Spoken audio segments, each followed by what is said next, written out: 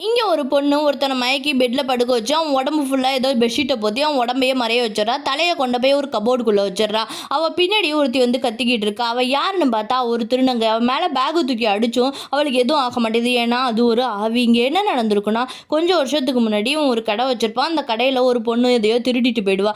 ஆனா, இவன் வந்து வேற ஒரு திருநங்கை மேல சந்தேகப்பட்டு, நீங்க தான் அத திருடி இருப்பீங்கன்னு சொல்லி அவங்கள அசிங்கப்படுத்திர்றான். அந்த அவமானம் பொறுக்க முடியாம அவங்க பெட்ரோல ஊத்திக்கிட்டு எரிய ஆரம்பிச்சுருவாங்க. அப்படி அவங்க சாகறதுக்கு முன்னாடி இவனுக்கு ஒரு சாபம் குடுத்துருப்பாங்க. நீ பகல்லாம் ஆம்பளையா இருப்ப, நைட் ஆனா பொண்ணா மாறிடுவேன்னு. அதனால இவன் போய் ஒரு சாமியார பார்ப்பான். அந்த சாபத்திலேருந்து விடிமோச்சம் கிடைக்கிறதுக்கு. அவங்களும் ஒரு வழி சொல்லியிருப்பாங்க.